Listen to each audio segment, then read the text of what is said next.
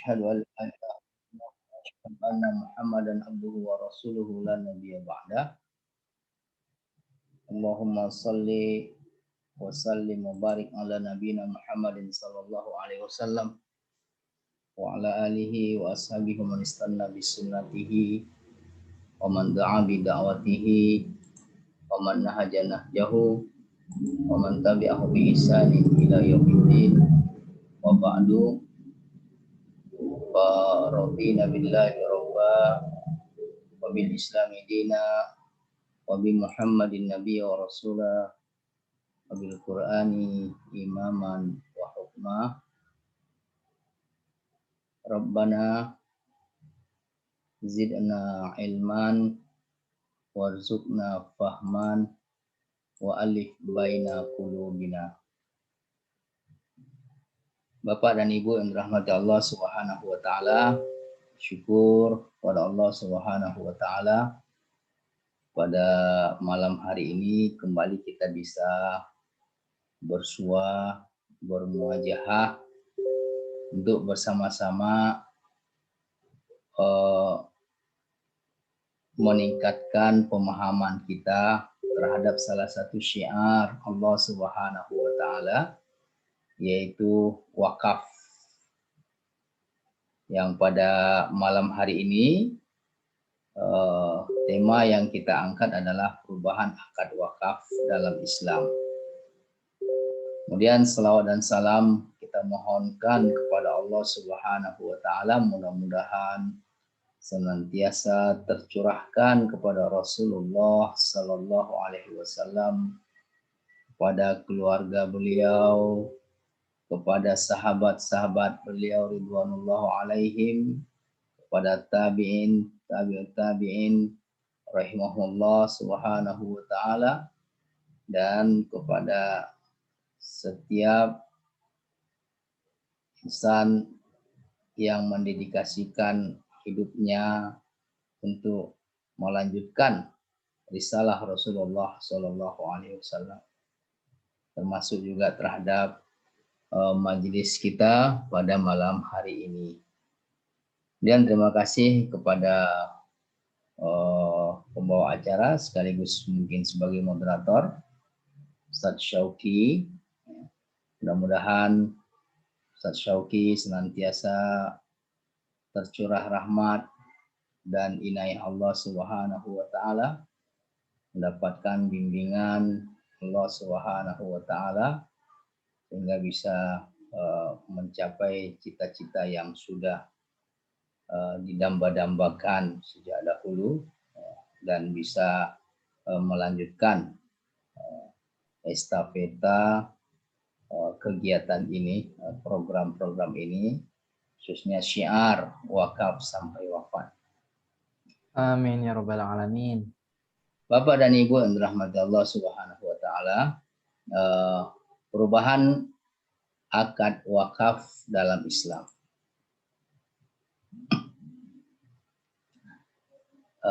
Apa sih definisi daripada perubahan akad wakaf atau ta'rif tahawuli aqdil waqfi?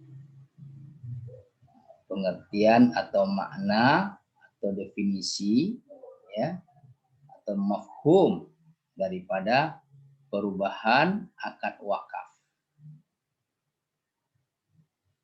Tahawwala aqdul waqfi min sahihin ila batilin aw min ghairi lazimin ila lazimin aw min sahihin ila mawqufin bisababi syurutil fasidah al-musahibah lahu aw li'tibaratin maqasidiyah aw istihadiyah ukhra. Jadi yang dimaksud dengan perubahan akad wakaf itu adalah berubahnya akad wakaf dari akad yang sahih, yang sah, menjadi akad yang batil. Artinya awalnya akadnya itu benar, sah, kemudian berubah menjadi batil atau batal. Atau min ghairi lazim ila lazim. Awalnya akadnya itu ghairi lazim. Ghairi lazim itu artinya jaiz, ya. Ila lazim menjadi akad lazim. Nah, apa itu akad ghairi lazim atau jaiz? Apa pula itu akad lazim, nanti ada penjelasannya. Au min sahihin ila mauquf, ya, atau dari akad yang sahih, yang sah, atau yang nafiz, ya, yang ya menjadi mauquf. Nah, mauquf itu artinya tertunda, yang berhenti, tak bisa dilanjutkan. Nah, apa itu akad sahih, nafiz, apa pula akad mauquf tertunda itu nanti. Bisa babi syurut al-fasidah al-musahibah lahu. Disebabkan oleh ada syarat-syarat yang rusak yang mengikuti akad itu, atau karena ada tinjauan-tinjauan tinjauan-tinjauan dari tujuan-tujuan akad itu tadi, atau tinjauan-tinjauan yang muncul belakangan.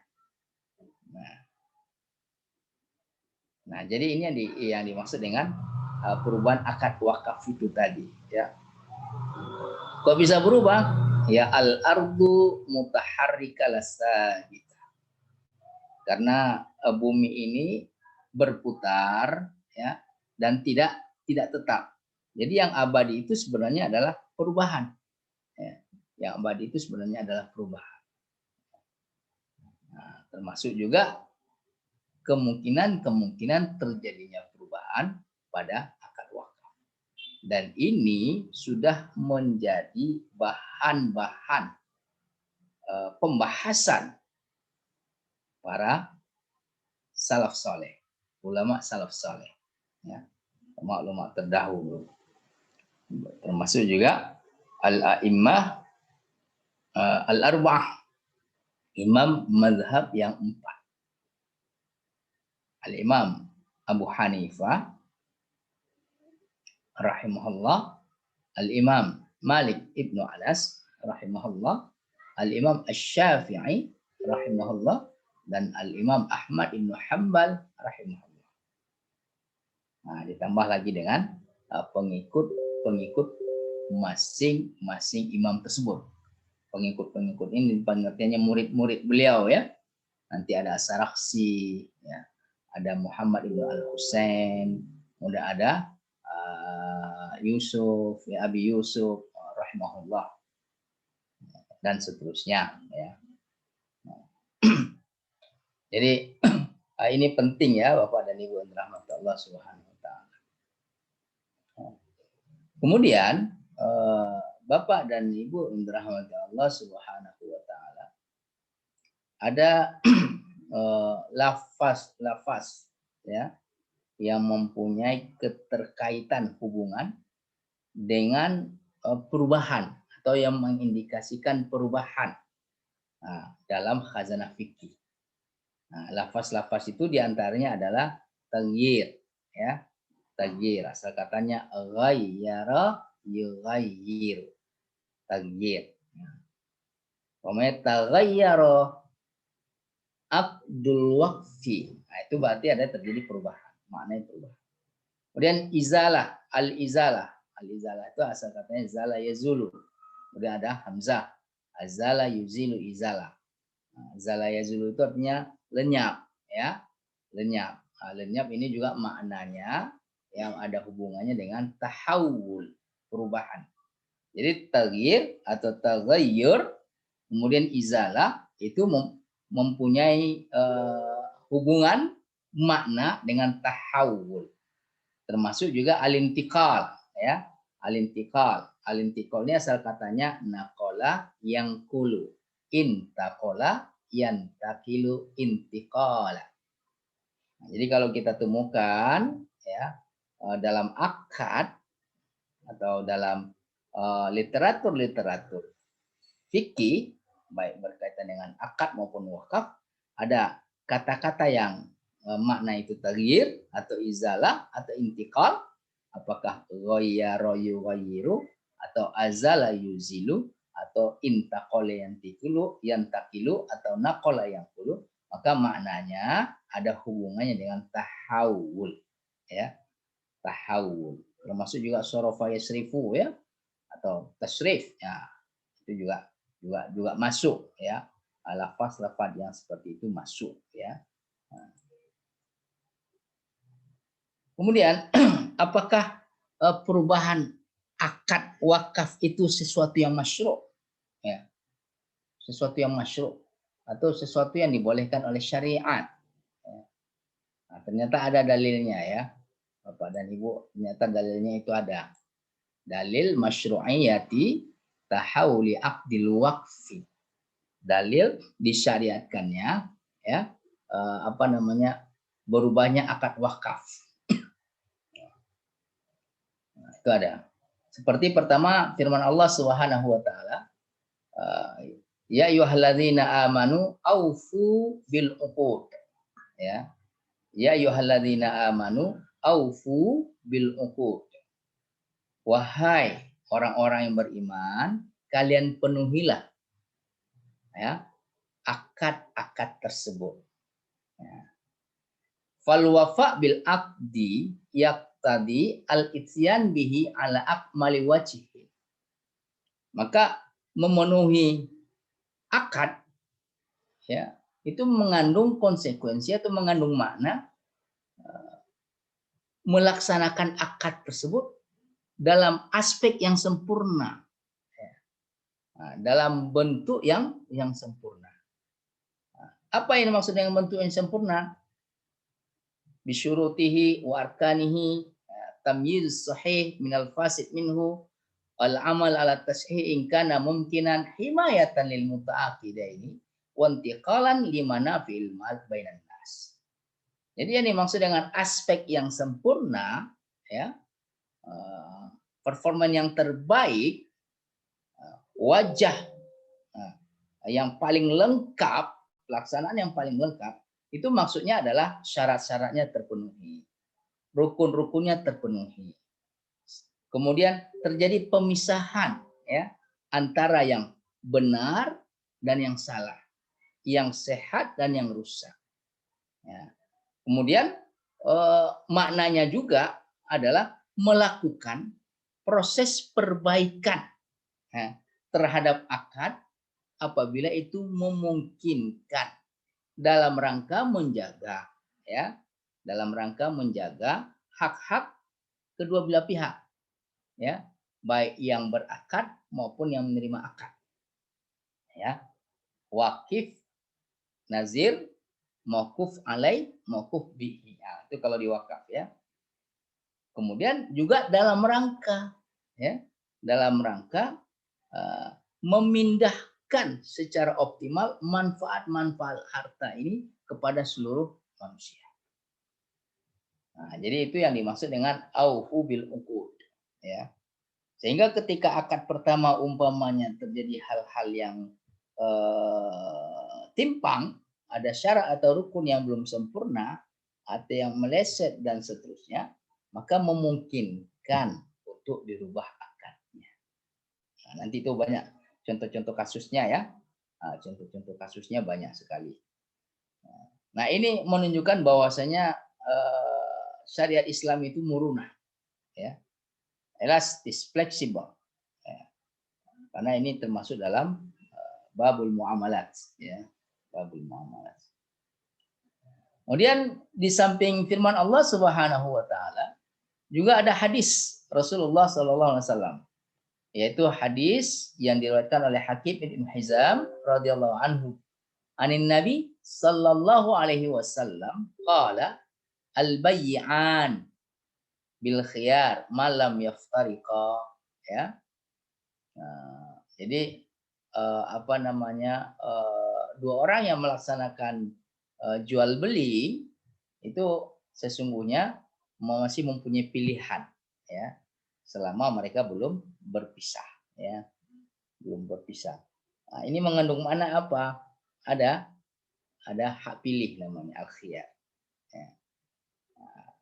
Nah, bisa jadi ketika hak pilih pertama itu istihadnya belum sempurna ya, ada hal yang tertinggal, ada yang yang terlupakan, dan seterusnya dan seterusnya.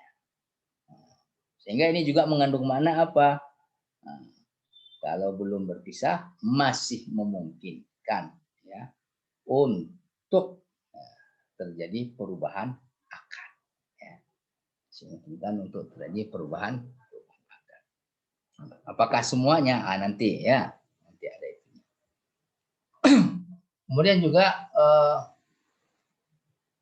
dalil yang lain juga adalah yang sifatnya istihadiyah seperti maslahat mursalah ya. Kemudian al-istihsan ya. Maslahat mursalah ini dalam rangka mewujudkan maslahat umum, maslahat umat Islam. Kalau ternyata akad yang pertama tidak terwujud maslahatnya, maka boleh dirubah dengan akad yang baru. Al-istihsan itu dalam rangka mencari mana yang terbaik. Mana yang terbaik ini otomatis mana yang sesuai dengan spirit atau ruh daripada syariat atau maqasidus syariah al-islamiyah. Ya. Kemudian juga saddu dzari'ah ya.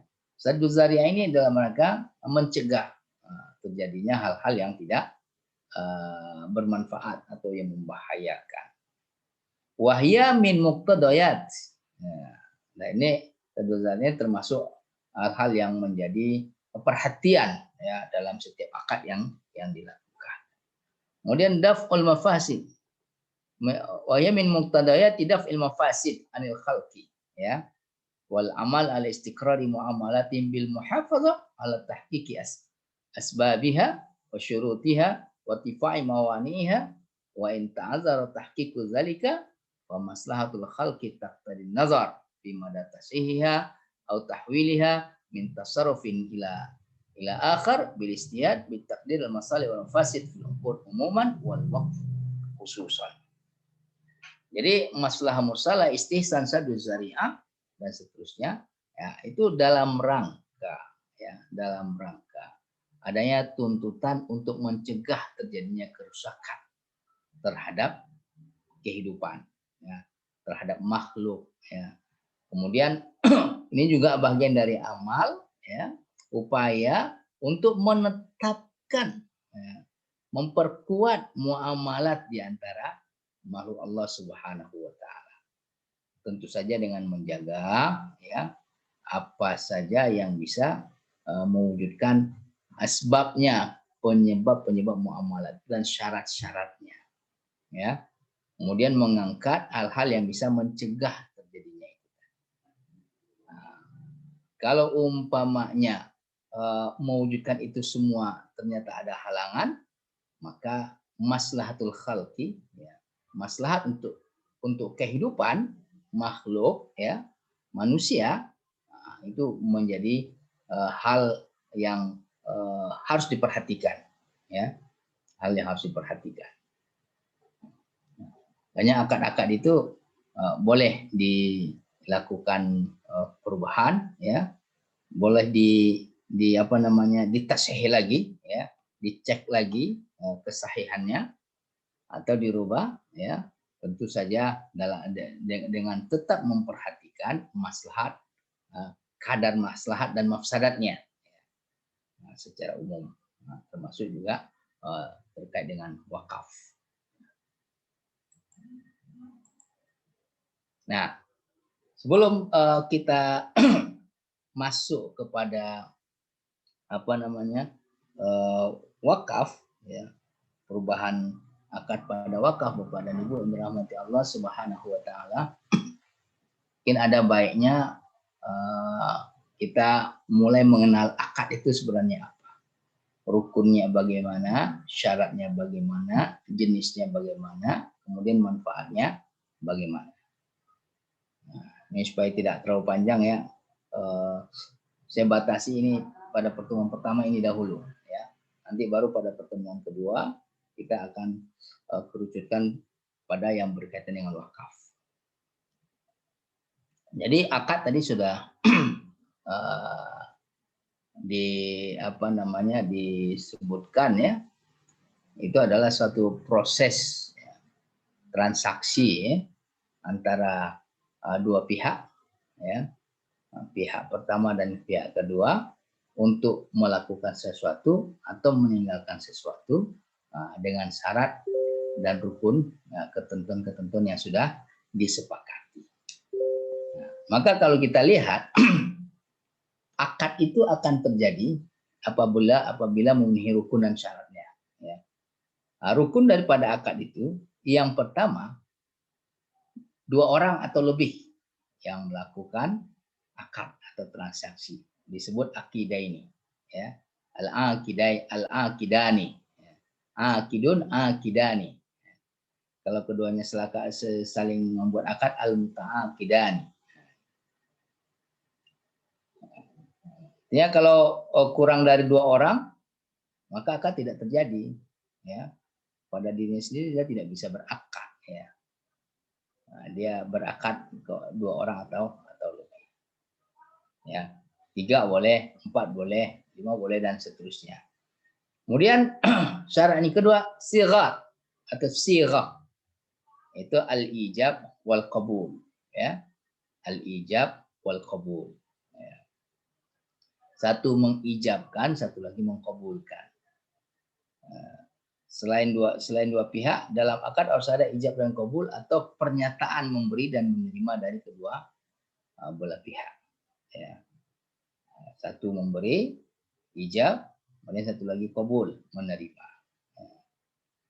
Kemudian yang ketiga ma'qud al-ma'qud alaihi atau sesuatu yang diakadkan. Ya. Sesuatu yang diakadkan. Nah, rukun ketiga ini adalah harus ada benda atau hal ya yang diakadkan.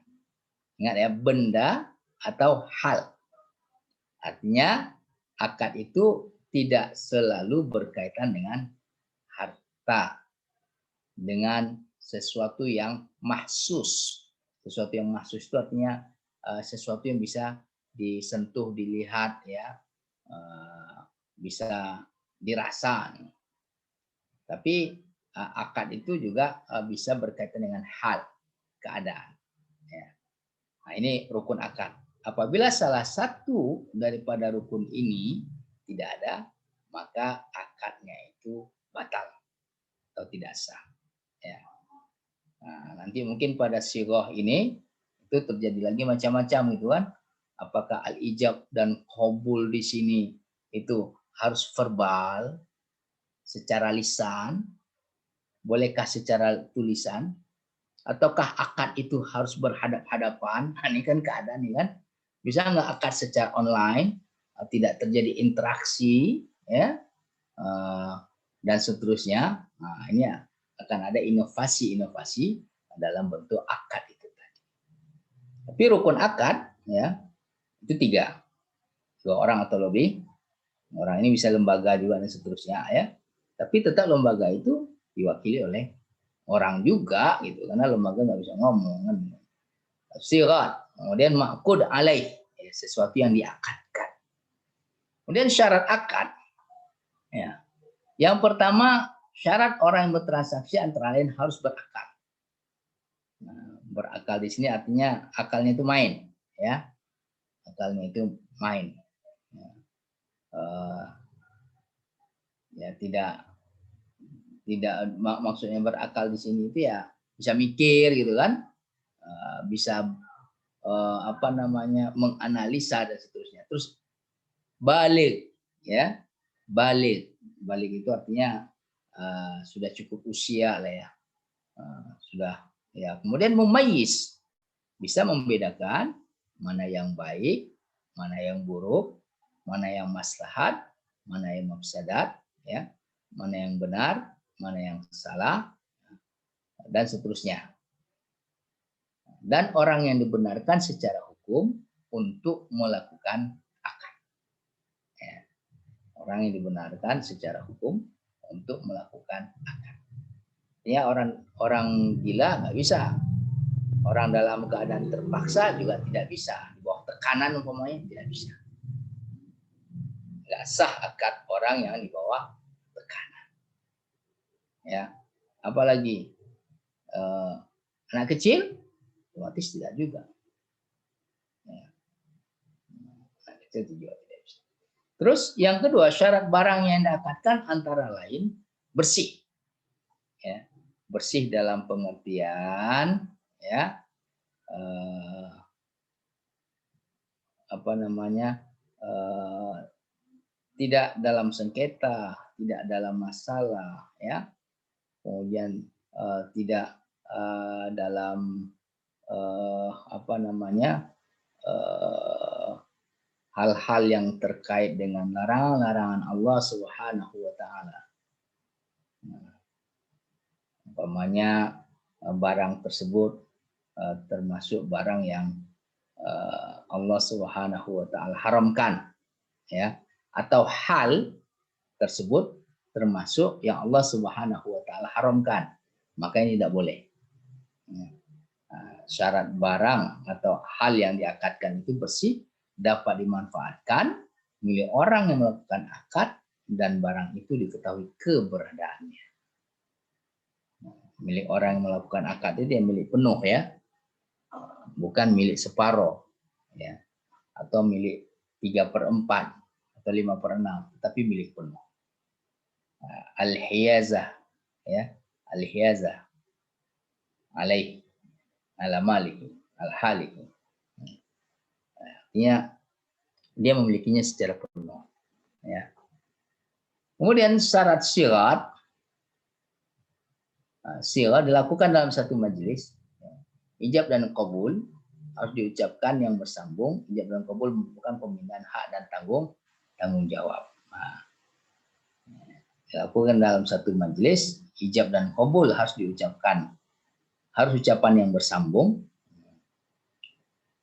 Kemudian ijab dan qabul merupakan pemindahan hak dan tanggung jawab. Tapi di sini ada inovasi-inovasi ya. Akad ini sangat penting sekali ya Bapak dan Ibu yang dirahmati Allah Subhanahu wa taala. Yang pertama, akad itu dilakukan agar terhindar dari pemilikan harta secara tidak sah. Ya. Kemudian munculnya pertanggungjawaban moral dan material. Ya, dengan akad itu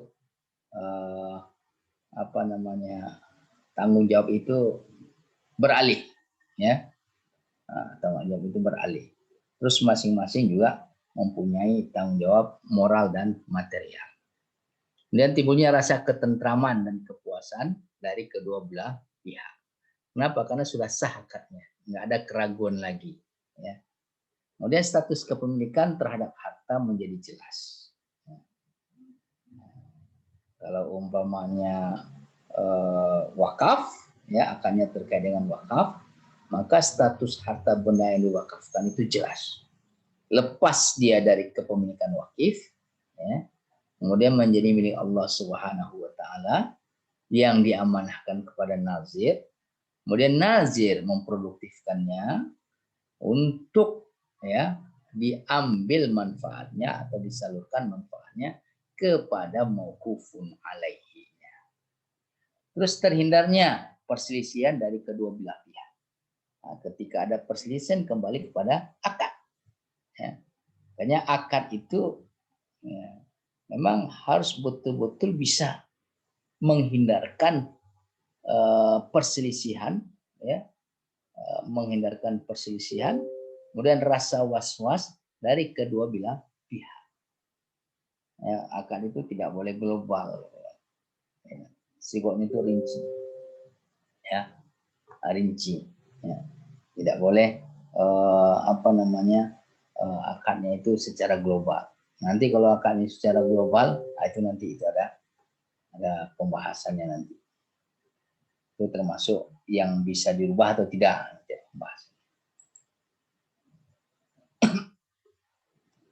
Kemudian Bapak dan Ibu yang dirahmati Allah Subhanahu wa taala, akad itu jenisnya banyak ya. Ada mungkin kalau kita tinjau itu dari berbagai macam tinjauan sekitar 8 ya. 8 tinjauannya. Yang pertama kalau kita tinjau dari keterkaitannya dengan harta. Ya. Kalau ditinjau dari keterkaitan dengan harta, akad yang berkaitan dengan harta. Maka akad itu terbagi menjadi dua. Pertama, mali ya, Yang kedua, ghairu maliyah. Nah, tadi kan definisi akad itu ada harta benda, ada pula hal. Maka harta benda itu berarti akadnya, kalau akad itu berkaitan dengan harta benda, maka itu namanya akad maliyah. Kalau tidak berkaitan dengan harta benda, ya, maka itu akadnya namanya akad ghairu maliyah. Akad maliyah itu apa? Semua akad yang melibatkan harta atau benda tertentu. Baik untuk transaksi komersial seperti jual beli maupun non komersial seperti hibah, hadiah dan seterusnya. Termasuk wakaf ya. Ghairu maliyah adalah akad yang hanya terkait dengan perbuatan saja tanpa ada kompensasi tertentu. Seperti akad hudnah atau perjanjian damai, mewakilkan, wasiat dan seterusnya. Nah, umpamanya mewakilkan itu nih kamu mewakili saya untuk menghadiri, untuk memberikan sambutan, untuk melakukan negosiasi. Nah, itu namanya akad ghairu maliyah. Atau wasiat, ya, wasiat. Umpamanya yang berwasiat kepada yang menerima wasiat. Ini saya berwasiat kepada kamu. Nah, gitu. Apabila saya wafat, maka sebahagian aset yang saya miliki maksimal sepertiga, nah, itu diinikan. Nah, yang menerima wasiat ini, ya, dia akadnya itu dari yang berwasiat itu tidak ada kaitan dengan hanya perbuatan saja, ya, tidak ada harta benda, tidak ada transaksional. Nah, dia nanti ketika yang berwasiat wafat, nah, dia menjalankan wasiat itu. Kalau wasiat itu terkait dengan aset, dia jalankan. Kalau wasiat itu terkait dengan perihal tertentu, ya, tugas-tugas tertentu, ya, maka yang menerima wasiat melaksanakan itu. Nah, ini dikatakan sebagai akad ghairu maliyah. Maliyah itu asal katanya mal, harta. Ya. Nanti akad maliyah berarti akad yang berkaitan dengan harta. Ghairu maliyah akad yang berkaitan dengan selain harta. Keadaan, perbuatan, kesepakatan, dan seterusnya. Nah, ini kalau ditinjau dari keterkaitan akad dengan harta. Kemudian kalau kita tinjau dari konsekuensi akad itu tadi. Ya. Nah, ini nanti akan banyak ya kita temukan istilah-istilah ini nanti ya. Ketika kita berbicara perubahan akad wakaf dalam Islam. Kalau kita tinjau dari konsekuensinya, maka akad itu ada yang lazim, ada yang jais. Jais atau ghairu lazim. Ya. Nah, apa itu akad lazim? Akad yang mengikat semua pihak yang terlibat. Ya. Sehingga masing-masing pihak tidak punya hak untuk membatalkan akad kecuali dengan kerelaan pihak yang lainnya. Ya. Kecuali dengan kerelaan pihak yang lainnya. Namanya akad wakaf ketika masih hidup. Nah, itu bisa dikatakan akad lazim. Ya. Tapi kalau wakafnya itu wasiat, maka itu ghairu lazim. Ya. Maka itu masuk kategori ghairu lazim atau jais. Ya. Kemudian akad jais atau ghairu lazim, akad yang tidak mengikat. Artinya salah satu pihak boleh membatalkan akad tanpa persetujuan rekannya. Contoh akad pinjam meminjam. Ya. Nah, umpamanya si Fulan mau meminjamkan, si A mau meminjamkan sesuatu kepada si B. Ya. Kemudian si A membatalkan, tidak jadi meminjamkan. Atau si B membatalkan, tidak jadi menerima pinjaman. Artinya pinjam meminjam ini tidak mengikat kedua belah pihak. Wadiah juga begitu. titip menitipkan, ya. Nah, itu tidak mengikat kedua belah pihak. Nah, boleh tidak dilaksanakan atau boleh dibatalkan oleh salah satu pihak. Konsekuensinya tidak ada. Ya. Kemudian ditinjau dari keterkaitan dengan hak pilih atau khiyar. Ya. Nah, itu dibagi 3 ya. Pertama akad khiyar majlis dan khiyar syaratnya. Contohnya akad jual beli yang tidak dipersyaratkan adanya qabad atau serah terima. Transaksi jasa untuk suatu pekerjaan tertentu. Nah, ini ada khiyarnya seperti jual beli yang tidak dipersyaratkan adanya qabad. Ya tidak langsung setelah jual beli itu barangnya langsung diserah terimakan.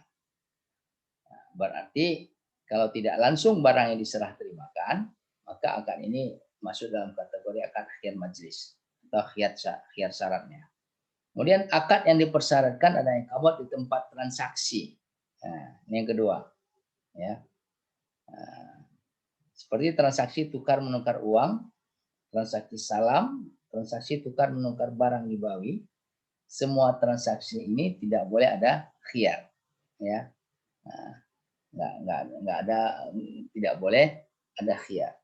Kemudian akad mengikat namun bukan komersial, seperti akad pernikahan, khulu', wakaf atau hibah, semua akad ini tidak ada hak pilih untuk membatalkan dari salah satu pihak, ya. Ya, kalau sudah terjadi akad, nggak boleh, ya, nggak boleh lagi dibatalkan. Ya. Tapi kalau yang jual beli, ya, sebelum serah terima itu masih boleh ada khiyar, ya, masih ada hak pilih, ya. Transaksi jasa untuk suatu pekerjaan tertentu juga seperti itu. Ya. Umpamanya ada transaksi mau melakukan suatu pekerjaan, apakah pembangunan dengan kontraktor tertentu umpamanya. Karena masih akad, masih transaksi, masih kesepakatan, ya, itu masih ada pilihan untuk dilanjutkan atau untuk dibatalkan atau untuk ditunda. Nah, dilanjutkan, dibatalkan atau ditunda. Atau masih ada pilihan juga untuk mengoreksi ulang, ya, item-item yang sudah disepakati. Nah, ada pula akad yang dipersyaratkan adanya qabad di tempat, ya. Tukar menukar uang, ya. Umpamanya uang 100.000 ditukar dengan 50.000 dua, ya. Itu kalau sudah ditukar sah itu langsung, ya. Nah, di sini hak pilihnya kalau sudah ditukar, enggak jadi, itu enggak ini. Transaksi salam juga begitu, ya. Tukar menukar barang ribawi, semua transaksi tidak boleh ada khiyar langsung. Ya. Kemudian ada lagi akad yang hanya mengikat salah satu pihak, namun tidak mengikat pihak lain. Ya.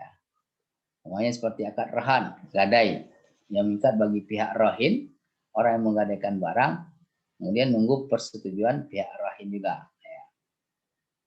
Nah, yang mengikat bagi pihak rahin. Ya, rahin, ya, menunggu persetujuan rahin. Rahin dengan rahin. Artinya, umpamanya seseorang meminjam kemudian menggadaikan, ya, menggadaikan barangnya, ya. Nah, yang menggadaikan itu tidak punya hak pilih, ya. Yang punya hak pilih yang menerima penggadaian itu, ya, dia terima atau tidak gadainya itu. Ya. Kemudian akad jais dari semua pihak yang terlibat transaksi, seperti akad syirkah, ya, mudharabah, ju'ala, wakala, wadi'ah atau wasiat. Pada kasus transaksi semacam ini tidak ada hak khiyar karena masing-masing bebas menentukan keberlanjutan transaksi tanpa harus ada persetujuan dari pihak lain. Ini namanya ghair lazim ya. Kemudian akad pertengahan antara jaiz dan lazim seperti musaqat dan muzara'ah. Musaqat itu irigasi, ya. Muzara'ah itu kerja kerjasama bagi hasil ya. Yang lebih mendekati kebenaran keduanya adalah akad jaiz. Sehingga tidak perlu ada hak khiyar karena masing-masing pihak memiliki wewenang untuk membatalkan transaksi tanpa persetujuan pihak lain. Ini kalau ada yang tidak ini nggak sepakat ya boleh saja mundur ya. Tak jadi melakukan akad musaqat atau muzara'ah. Kemudian juga ada akad lazim di mana salah satu pihak transaksi tidak terikat. Seperti contoh akad hiwala ya. Dalam akad ini tidak ada khiyar karena pihak yang tidak ditunggu persetujuannya tidak memiliki hak khiyar. Umpamanya mengirimkan sejumlah uang gitu kan. Mengirimkan sejumlah uang melalui satu jasa ya, ditujukan kepada si fulan umpamanya ya. Nah, maka ini tidak menunggu persetujuan si fulan untuk sampainya uang tersebut ya. Nah, antara yang mengirim dengan yang menerima jasa pengiriman, terus yang menerima barang yang dikirimkan ya, yang terikat itu hanya dua belah pihak, kemudian salah satu pihak itu tidak terikat. Kemudian Bapak dan Ibu yang dirahmati Allah Subhanahu wa taala, kalau ditinjau dari tujuannya, maka ada akad tabarru ya, akad non komersial. Bisa juga dikatakan ta'awun ya. Contoh akad hibah, ariyah, wadi'ah, wakalah, rahan wasiat, utang piutang dan seterusnya ya. Ini kan sebenarnya dalam rangka tabaruk ya. Tabaruk, ta'awun, dalam rangka tolong menolong, bantu membantu. Kemudian ada akad muawadah ya, akad komersil ya. Yang dalam rangka profit oriented ini, seperti jual beli, salam tukar menukar, mata uang, ijarah, istisna ya, mudharabah, muzara'ah, musaqah dan lain-lainnya. Ya. Kemudian kalau kita tinjau berdasarkan sah dan tidaknya ya, maka akad itu ada akad yang sah dan ada akad yang tidak sah. Ya. Sahih, batil. Akad dianggap sah jika semua syarat dan rukunnya terpenuhi. Kemudian konsekuensi akad yang sah adalah adanya perpindahan hak kemanfaatan dalam sebuah transaksi. Misalnya dalam akad jual beli yang sah, maka konsekuensinya penjual berhak mendapatkan uang dan pembeli berhak mendapatkan barang. Nah, ada tukar menukar ya. Nah, ini apabila syarat dan rukunnya terpenuhi.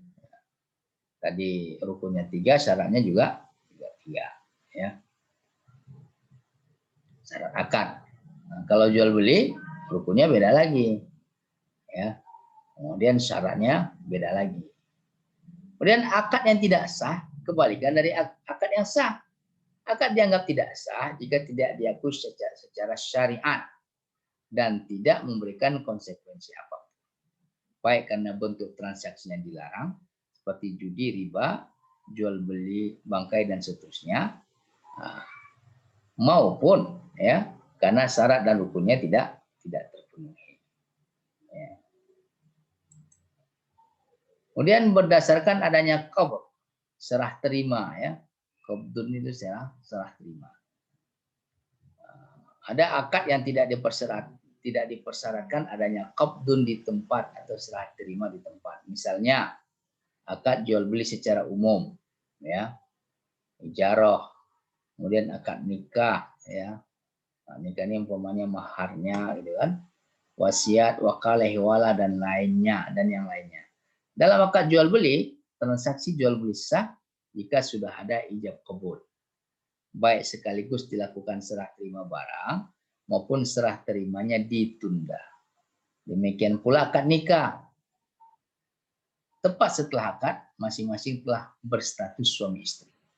Baik serah terima mahar dilakukan di tempat akad maupun ditunda. Ya. Jadi ini akad yang tidak dipersyaratkan adanya qabdun di tempat akad. Kemudian akad yang dipersyaratkan adanya qabdun di tempat transaksi. Akad yang dipersyaratkan adanya qabdun untuk menyatakan sah berpindahnya kepemilikan. Nah, meskipun akadnya dianggap sah sebelum adanya qabdun, namun kepemilikan belum berpindah sampai seperti hibah, hutang atau ariyah atau pinjam meminjam. Jadi baru dikatakan terjadi adanya hutang atas si fulan apabila ya uang yang dipinjamkan kepada dia yang dia hutangi ya, yang dia hutangi itu sudah dia terima. Kalau dia belum terima, maka dia belum bisa dikatakan berhutang ya. Artinya akad hutang piutang belum sah. Kenapa? Karena hutang piutang termasuk akad yang dipersyaratkan adanya qabdun, serah terima di tempat. Hibah juga seperti itu ya. Ariyah pinjam meminjam juga seperti itu. Saya pinjam rumah Anda 1 bulan umpamanya. Umpamanya akadnya bulan Juli, terus akan dipinjam bulan September. Maka bulan Juli itu belum sah akadnya, belum terjadi akadnya. Ya. Dia baru terjadi dikatakan sah akadnya itu, dikatakan sah meminjamnya itu ya pas serah terimanya itu tadi September. Ya. Jadi jangan sampai ada baru akad transaksi, akad mau meminjamkan uang, mau berhutang, tapi uangnya belum diterima, belum masuk ke rekening, ya, atau belum diterima secara utuh, terus sudah diklaim hutang atau piutangnya atas seseorang tersebut. Nah, itu tidak boleh. Kemudian ditinjau dari terlaksananya transaksi, ya. Atau akadnya terlaksana atau tidak, transaksinya terlaksana atau tidak, maka itu dibagi menjadi 2 ya, dibagi menjadi 2.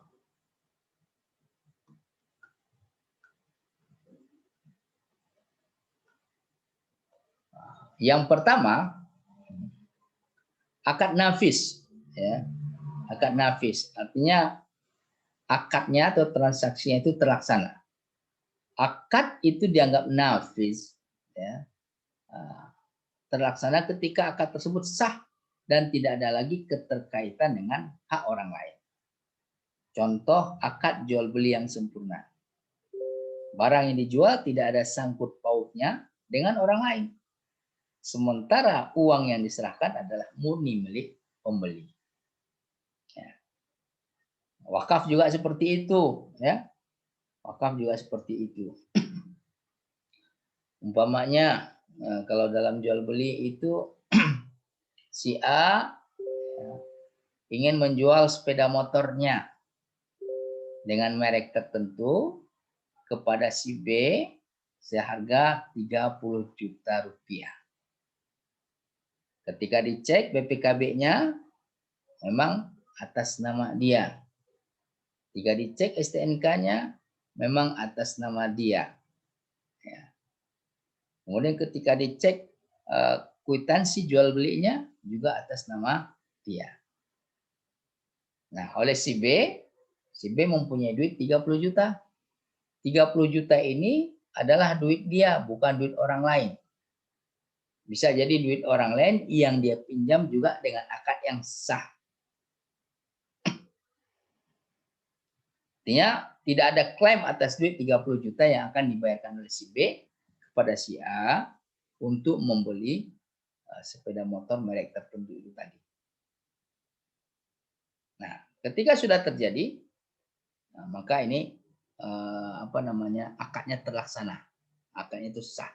Kepemilikan atas sepeda motor berpindah dari si A kepada si B. Kepemilikan atas sejumlah uang, yaitu 30 juta rupiah, berpindah dari si B kepada si A. Nah, ini namanya akad nafis, ya, terlaksana. Tidak ada ganjalan, tidak ada hambatan, lancar, ya, lancar jaya istilahnya gitu, ya, tidak ada hambatan, tidak ada ganjalan, nggak ada masalah. Di wakaf juga begitu.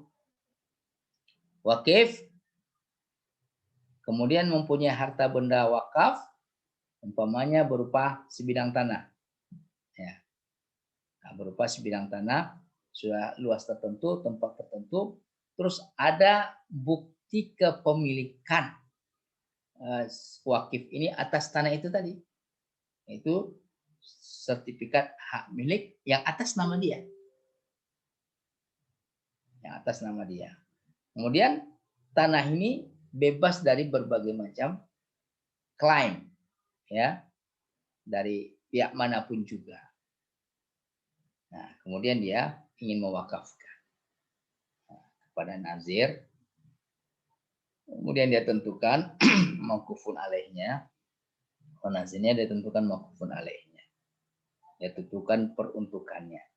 Mauqufun alaihnya sesuai dengan syariat Islam, peruntukannya juga sesuai dengan syariat Islam, tidak bertentangan. Maka setelah akadnya selesai, transaksi terlaksana. Ini namanya akad nafis. Nggak bisa langsung dieksekusi. Ya, nggak bisa langsung dieksekusi. Kenapa? Karena tidak ada hambatan. Nah, ada akad mauquf, menggantung. Ya. Akad mauquf adalah akad yang masih memiliki keterkaitan dengan hak orang lain. Seperti menjual barang orang lain tanpa izin. Nah, akadnya itu mauquf, tidak bisa dilaksanakan, tertahan. Contoh, ya, wakif, ya, ini wakaf ini ya, wakif ingin mewakafkan, ya, tanahnya 1 hektar, kemudian ada sertifikat hak milik atas nama dia, ya, atas nama dia, kemudian dicek, oh, ternyata oke. Kemudian ketika dilaksanakan akad, ada klaim dari pihak yang lain atas tanah itu tadi, ya. Kemudian pihak lain ini dia juga membawa bukti berupa sertifikat hak milik. Nah, berarti akadnya ini menggantung mauquf, belum bisa dieksekusi. Wakafnya belum sah. Kenapa? Karena masih ada ganjalan, masih ada klaim. Nah, syarat daripada harta benda wakaf itu bersih. Syarat daripada ma'qud alaih bersih. Ya. Nah, tidak boleh sangkut paut dengan yang lain. Kalau ada klaim, bersihkan dulu klaim itu, selesaikan klaim itu. Oh, ternyata setelah dicek ke BPN dan seterusnya, salah posisi. Nah, gitu. Salah posisi. Jadi sertifikat hak milik yang mengklaim ini tadi itu salah posisi, salah tunjuk dia ketika pengukuran. Posisinya bukan di sana tapi sebelahnya. Kalau terjadi salah posisi begitu, dikembalikan kepada pihak yang berwenang untuk merevisinya, untuk melakukan pengukuran ulang, perbaikan, merevisinya. Setelah selesai, dapat pernyataan, ya, dari pihak berwenang bahwa yang benar adalah milik wakif itu tadi, maka akadnya menjadi nafis. Ya, tidak mauquf lagi. Nah, awalnya mauquf berubah menjadi nafis. Nah, jadi nafis juga bisa berubah menjadi mauquf. Ya. Nafis bisa menjadi mauquf. Mauquf bisa menjadi nafis. Ya. Ini nanti bisa kita lihat perkembangan selanjutnya. Ya. Kemudian berdasarkan batas waktunya, ya, ada akad itu muakkad, ya, terbatas dengan batas waktu tertentu.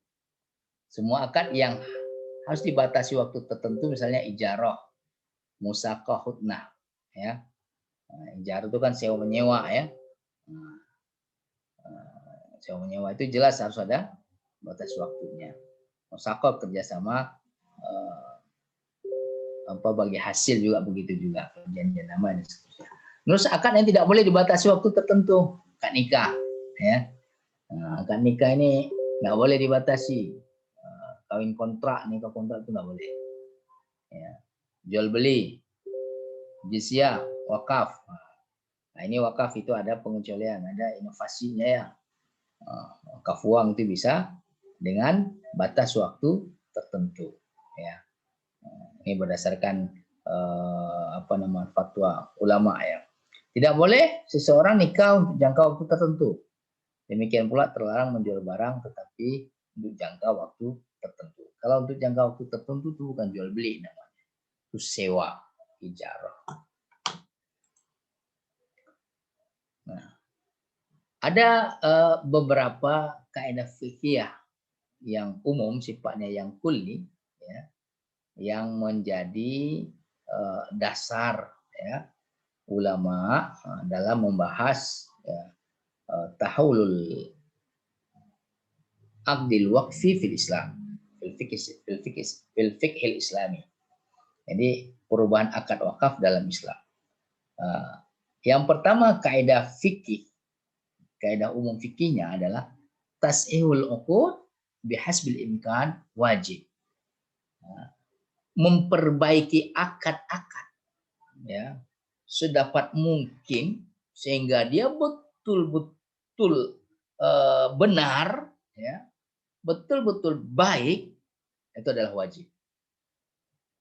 Makanya kalau ada akad yang sudah terlanjur tapi dia sumir, ya, ada cacat, ya, tidak tidak sehat atau rusak, maka wajib diperbaiki, wajib dirubah. Kemudian idza tadammana al-aqda tarku wajibin au intihaku muharramin fa innahu haram ghairu sahih.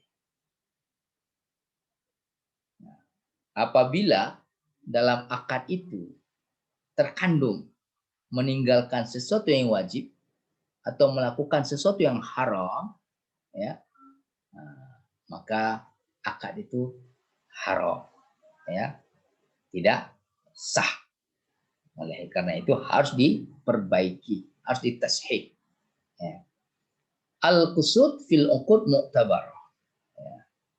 Al-qusud fil uqud mu'tabar. Artinya apa? Tujuan-tujuan dalam akad itu menjadi perhatian, ya. Menjadi perhatian. Makanya akad itu berdasarkan tujuannya. Nah, kalau tujuannya itu bertentangan dengan syariat, tidak dalam rangka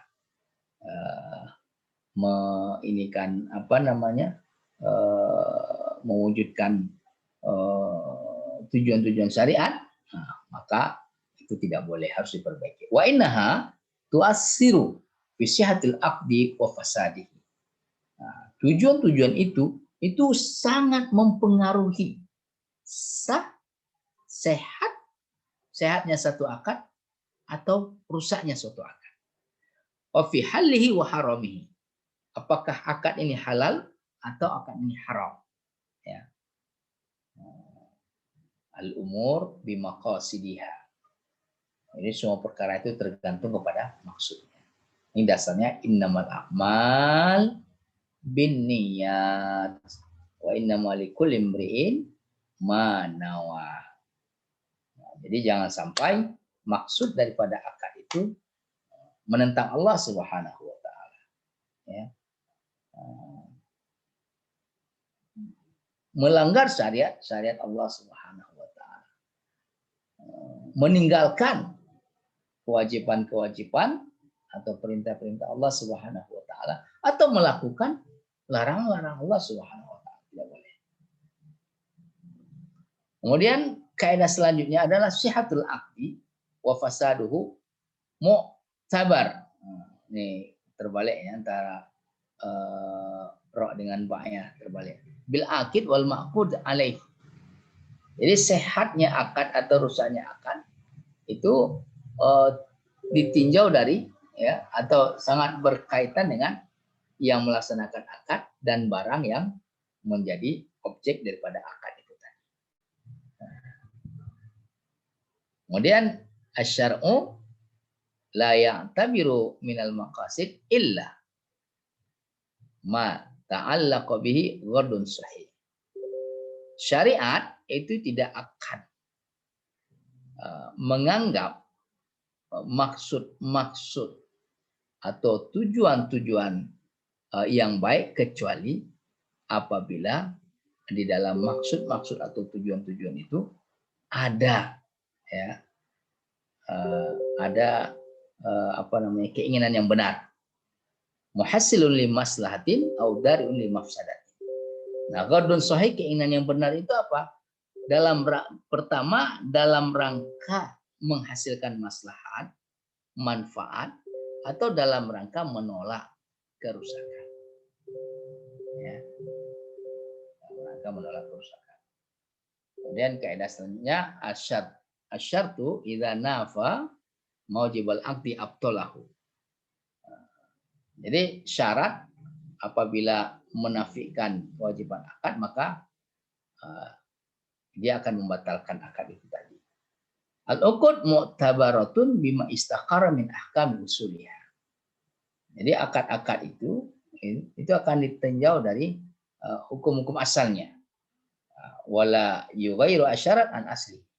Dan tidak akan boleh mengganti syarat dari asalnya, ya, dari dasarnya. Baik Bapak dan Ibu yang dirahmati Allah Subhanahu wa taala. Mungkin untuk sesi pertama ini ya, kita coba ini dahulu, kemudian kita lanjutkan dengan diskusi. Ya. Silakan saya kembalikan kepada Ustadz Syauqi. Ya. Assalamualaikum warahmatullahi wabarakatuh. Waalaikumsalam warahmatullahi wabarakatuh. Terima kasih kepada Ustadz Yon Hendri atas pemaparannya yang insya Allah sangat bermanfaat bagi kita semua. Oke, selanjutnya mari kita berpindah ke sesi tanya jawab. Pada Bapak Ibu yang ingin bertanya bisa melalui langsung, silakan raise hand, atau bisa juga melalui kolom chat. Pada Bapak Ibu yang mau bertanya, dipersilakan.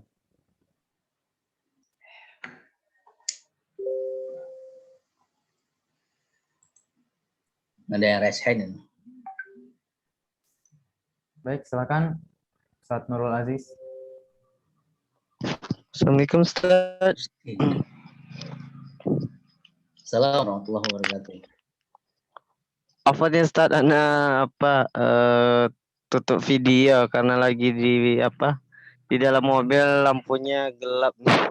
Nanya tadi kan itu Ustaz ada menjelaskan mengenai akad yang tergantung. Ya. Itu Ana pernah merasakan kemarin kan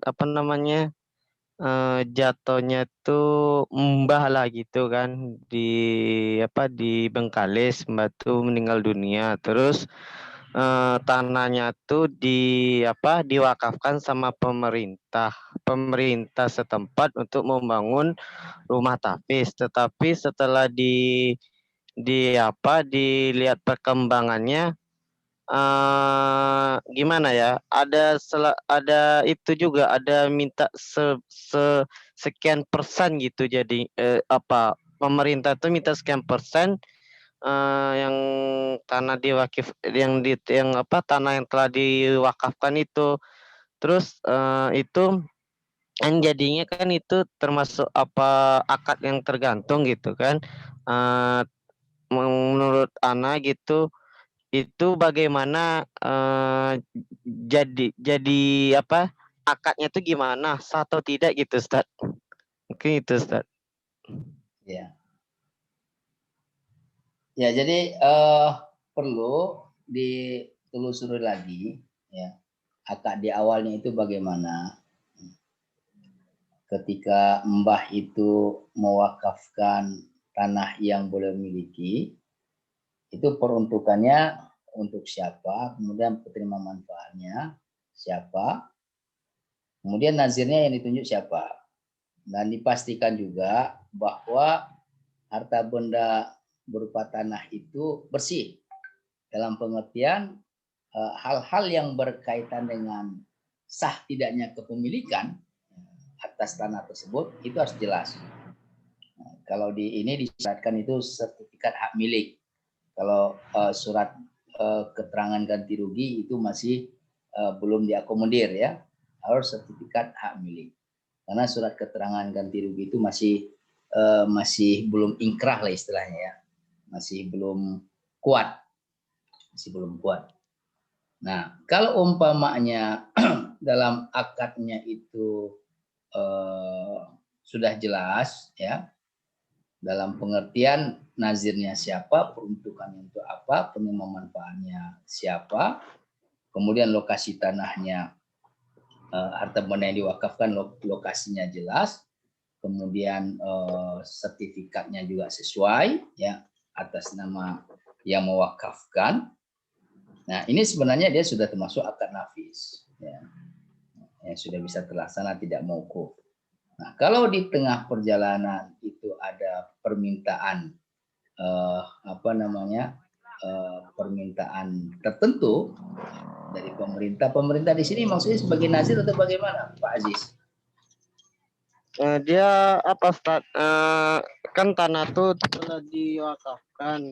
Pemerintah tuh yang mau mau buatkan rumah tahfiznya gitu. Tapi mereka dari pihak lain tuh ada juga dia minta sekian persen lah gitu. Sekian persen ini dari total tanah atau bagaimana? Yang itu yang anak kurang paham kemarin tuh gimana mereka minta bagian sekian persen yang telah dari entah dari rumah tahfiz itu setelah berdiri atau sebelum berdiri gitu. Oh gitu. Hmm. Ya itu memang harus diinikan. Soalnya kan di situ tuh di situ tuh ada juga sih rumah masih ada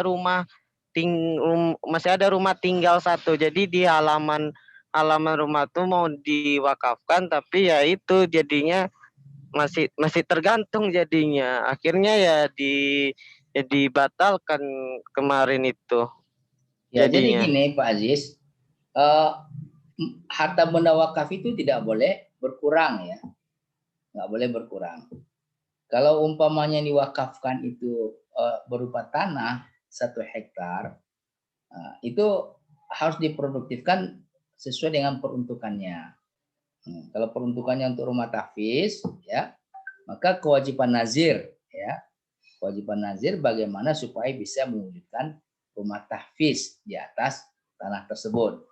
Nah, kalau rumah tahfiz ini sudah berjalan, kemudian menghasilkan, ya, atau bisa dimanfaatkan, umpamanya penerima manfaat dari rumah tahfiz ini masyarakat sekitar umpamanya gitu kan, maka masyarakat sekitar ya atau anak yatim yang ada di desa tersebut, maka semua anak yatim yang ada di desa itu kalau belajar di rumah tahfiz ini, maka dia tidak dibebankan kewajiban sebagaimana yang lain. Nah, Kalau umpamanya ada hasil ya dari operasional rumah tahfiz itu, maka nazir dia mempunyai hak ya, mempunyai hak 10% maksimal dari hasil ya. Nah, dari hasil bersih operasional rumah tahfiz itu, bukan dari harta benda wakaf berupa tanah itu tadi, tidak. Tapi dari hasil. Nah, yang 90%-nya itu bisa disalurkan kepada penerima manfaatnya. Itu kira-kira Pak Aziz. Bisa dimengerti Pak Aziz?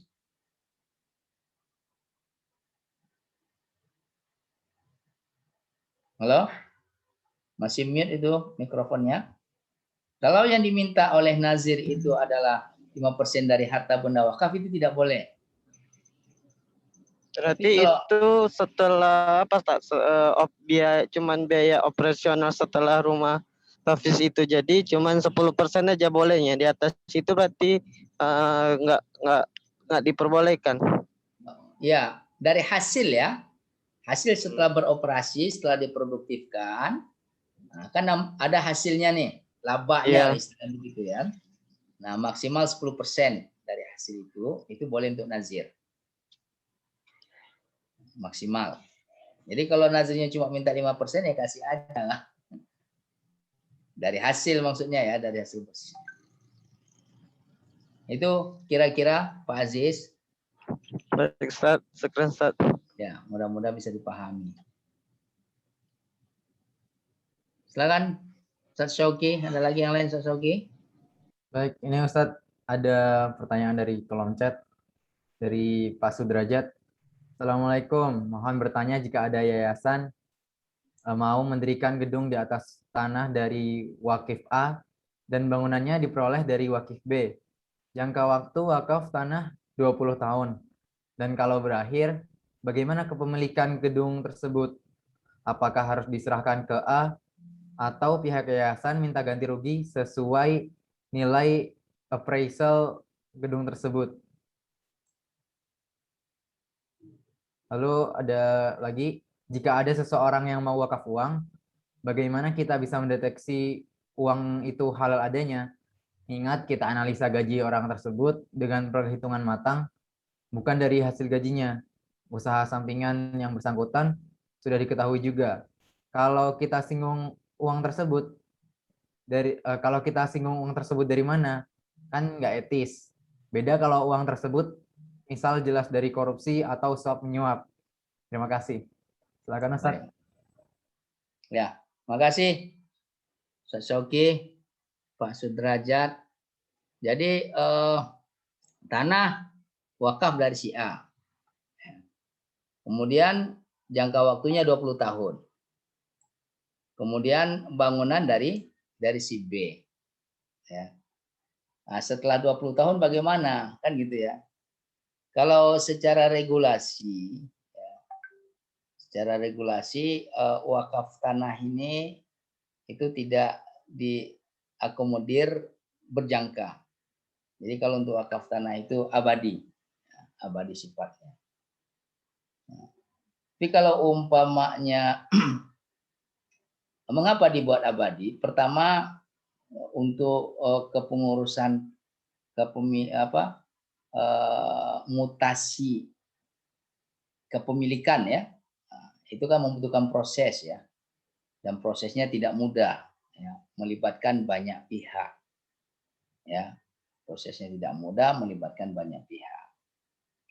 Kemudian yang kedua, kalau umpamanya tanah itu tidak dibangun bangunan di atasnya, hanya disewakan untuk parkir saja umpamanya ya, untuk parkir.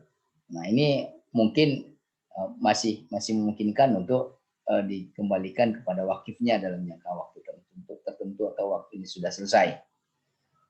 Nah, tapi biasanya harta benda wakaf berupa tanah itu proses memproduktifkannya itu biasanya dibangun di atasnya bangunan. Peruntukan itu biasanya untuk sekolah, untuk masjid ya, untuk pondok pesantren, panti asuhan, atau unit usaha dan seterusnya. Nah, ketika masanya sudah berakhir, bangunan sudah ada di atasnya. Nah, itu bagaimana menginikannya,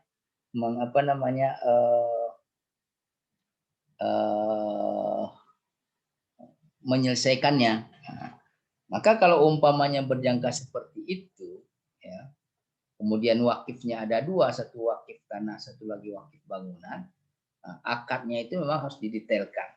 Ya. Akadnya itu harus didetailkan sejak awal. Saya kasih contoh umpamanya harta benda wakaf yang ada di sekitar Al-Masjidil Haram, ya. Itu kita melihat Zamzam Tower, ya. Zamzam Tower, kemudian di Zamzam Tower itu ada 6 tower yang lainnya, ada hotel di tower itu, ada mall dan seterusnya. Itu dibangun di atas harta benda wakaf berupa tanah. Ya. Nah, harta benda wakaf ini itu sifatnya disewakan kepada Bin Laden, Bin Laden Group, ya, Bin Laden Group. Sistemnya sistem ukur sewa jangka panjang. Ya. Jadi harta berupa bangunan yang dibangun oleh Bin Laden ini itu tidak berupa wakaf, tapi itu asetnya Bin Laden. Tetapi dibangun di atas aset wakaf yang disewakan. Jadi ketika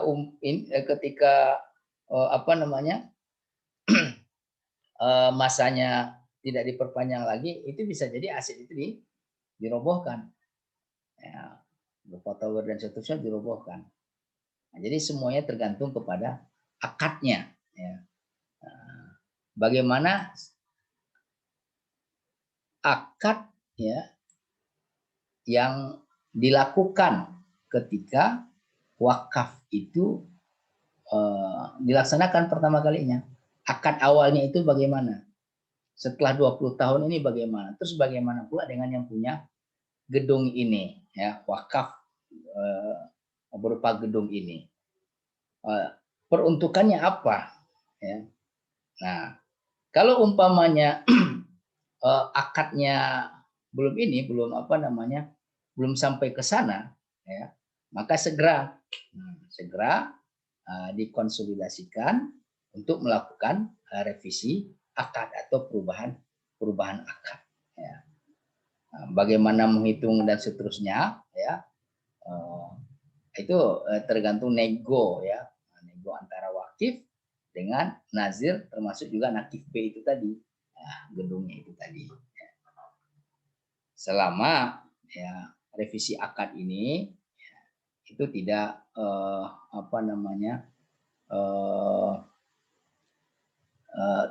tidak mengganggu, ya, tidak mengganggu hal-hal yang diinikan oleh syariat, tidak merusak akad sebelumnya. Ya. Itu saya kira, ya. Kemudian terkait dengan wakaf uang, cara kita mendeteksi apakah uang yang diwakafkan oleh yang bersangkutan ini halal atau tidaknya. Jadi kita sebagai nazir, ya, itu mungkin tidak sejauh itu, ya. Mungkin tidak sejauh itu. Tidak menelisik sejauh itu. Nah, sebenarnya di sini ini kembali kepada wakifnya. Kalau dia pingin wakafnya itu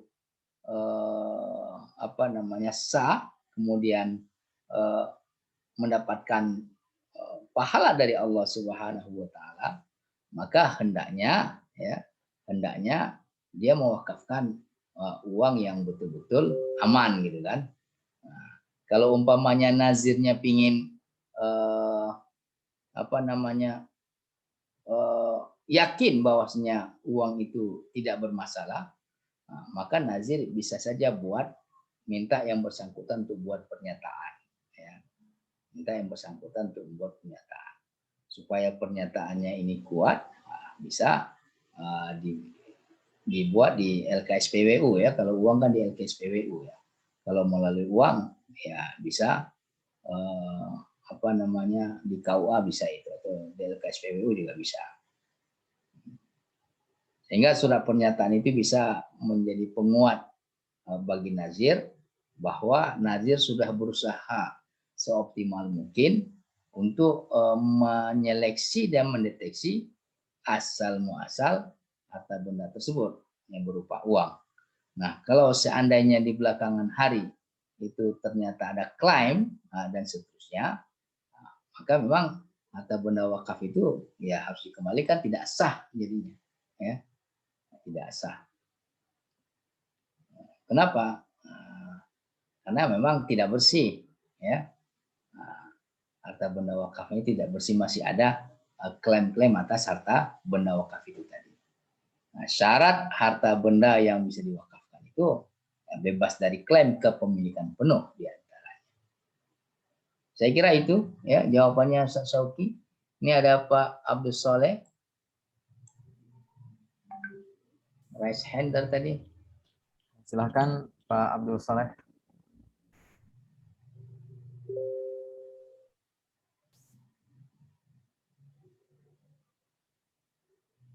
Kalau ingin bertanya silahkan.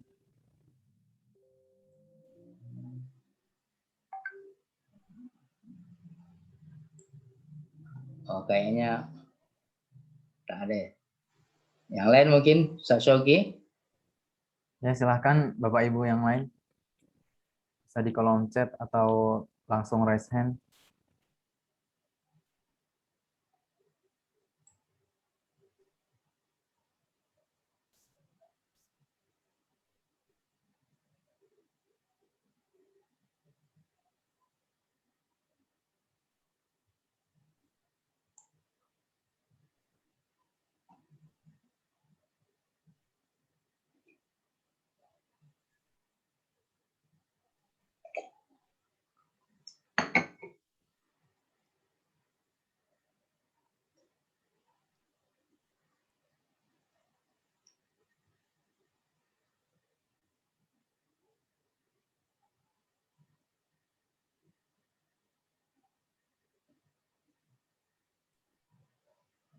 Bapak-bapak dan ibu-ibu, jika sudah tidak ada pertanyaan, mungkin bisa kita cukupkan.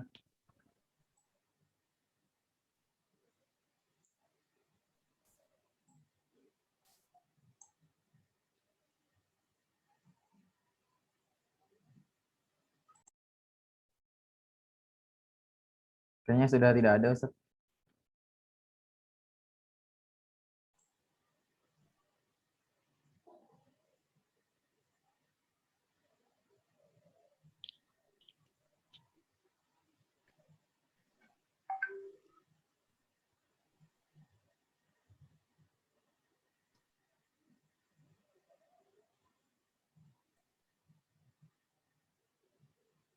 Oh ini Ustadz, ada pertanyaan lagi dari Bu Nur Fatihah. Ustadz, apakah perubahan akad hanya untuk wakaf aset saja? Bagaimana dengan wakaf uang? Mohon pencerahan Ustadz. Ya, makasih Bu Nur Fatihah. Ini perubahan akad pada wakaf ini belum kita singgung ya. Soalnya pada pertemuan kedua nanti ya.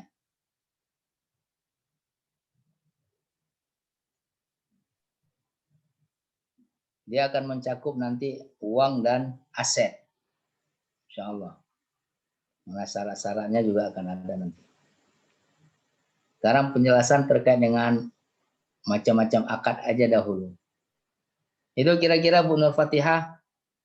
Sabar ya, insya Allah pekan depan. Kalau tak ada halangan.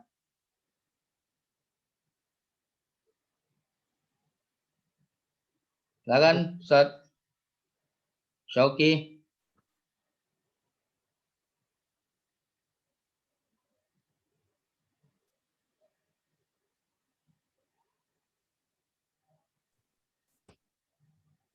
Baik, karena mungkin sudah tidak ada pertanyaan lagi, mari kita cukupkan saja forum kita pada malam hari kali ini. Terima kasih kepada Ustadz Yun Henry atas ilmu-ilmu yang telah diberikan pada forum kali ini. Saya minta maaf jika ada salah kata. Mari kita tutup acara malam ini dengan bacaan hamdalah dan doa kafaratul majelis bersama-sama. Alhamdulillahirrahmanirrahim. Subhanakallahumma wa bihamdika asyhadu an la ilaha illa anta astaghfiruka wa atubu ilaik. Assalamualaikum warahmatullahi wabarakatuh.